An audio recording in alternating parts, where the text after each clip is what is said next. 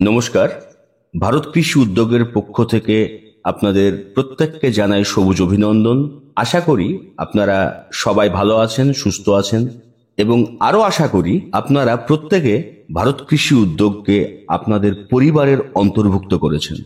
আজকে মূলত যে বিষয়গুলো আমরা তুলে ধরব ভিডিওর মাধ্যমে, সেটা হচ্ছে যে সমস্ত কৃষক ভাই গ্রীষ্মকালীন কলাই চাষ করেছেন তারা আমাদেরকে নিজ নিজ জমির বিভিন্ন জেলা থেকে, যেমন হুগলি, বসিরহাট, দিনাজপুর, নদিয়া এবং মুর্শিদাবাদ থেকে ফসলের ভিডিও পাঠিয়েছেন। আমরা সেই ভিডিওতে আপনাদেরকে দেখাবো যে সমস্ত চাষি ভাইরা ভারত কৃষি উদ্যোগের যে উন্নত কলাই বীজ বপন করেছিলেন মার্চ মাসের শুরুতেই, তাদের কিন্তু অনেকের জমিতেই ফুল এবং ফল আসতে শুরু করে দিয়েছে। এই ফল ফুলের ভিডিও আমাদেরকে বিভিন্ন কৃষক ভাই আমাদের ভারত কৃষি উদ্যোগের যে হোয়াটসঅ্যাপ নাম্বার আছে সেখানে হোয়াটসঅ্যাপের মাধ্যমে আমাদেরকে জানিয়েছেন।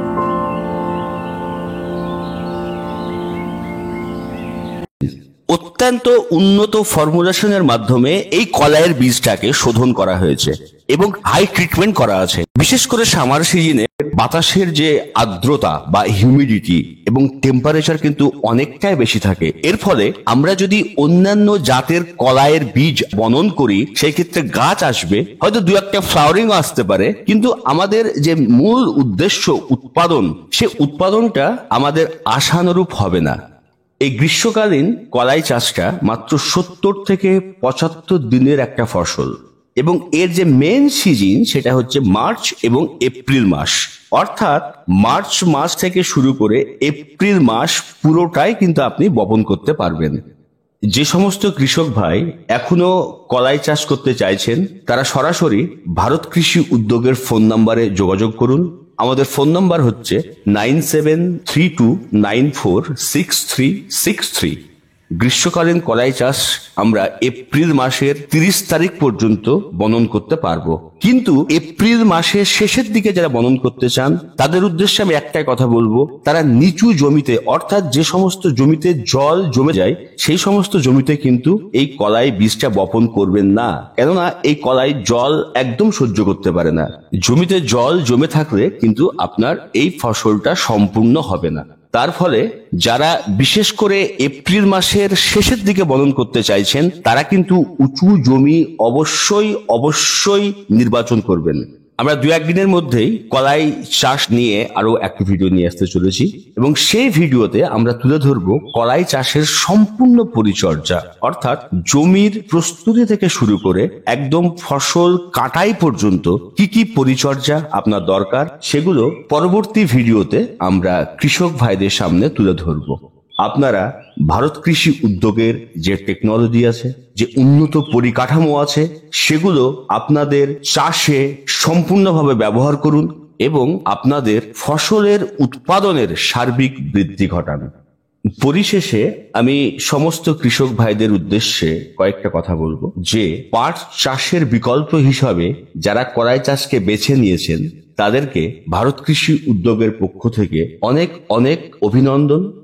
ভারত কৃষি উদ্যোগ আমাদের প্রত্যেক কৃষক ভাইয়ের কাছে, অর্থাৎ এই কৃষক সমাজের কাছে দায়বদ্ধ তাদের ফসলের সার্বিক সমৃদ্ধি ঘটাবার জন্য। পরিশেষে আপনাদেরকে একটাই কথা বলতে চাই, যারা এখনো কলাই চাষ করতে চাইছেন তারা আমাদের সঙ্গে যোগাযোগ করুন। আমরা আপনাদেরকে উন্নত ফর্মুলেশনের বীজই শুধু দেব না, আমরা সার্বিক যে সার্ভিস, অর্থাৎ আপনার এই ফসলকে সমৃদ্ধশালী করার জন্য যাবতীয় পরিচর্যা থেকে শুরু করে কখন কি আপনি প্রয়োগ করবেন, কি রাসায়নিক আপনাকে প্রয়োগ করতে হবে, কি সার আপনাকে প্রয়োগ করতে হবে, কি বিষ আপনাকে প্রয়োগ করতে হবে, আমাদের ভারত কৃষি উদ্যোগের যারা এক্সপার্ট আছেন, যারা ফিল্ড অফিসার আছেন, তারা প্রত্যেকটা কৃষক ভাইয়ের সঙ্গে যারা আমাদের ভারত কৃষি উদ্যোগের সঙ্গে কানেক্টেড হয়েছেন বা হতে চলেছেন, তারা আপনাদের প্রত্যেকের সঙ্গে যোগাযোগ করবেন এবং আপনাদের ফসলের সার্বিক সমৃদ্ধি ঘটাবার জন্য যা যা করণীয় সমস্ত পরিচর্যাগত বিষয়ের দায়িত্ব আমাদের ভারত কৃষি উদ্যোগ পালন করতে বদ্ধপরিকর। ভারত কৃষি উদ্যোগকে আপনারা সুযোগ দিন এবং আপনাদের ফসলকে আরো বেশি বেশি করে সমৃদ্ধশালী করুন।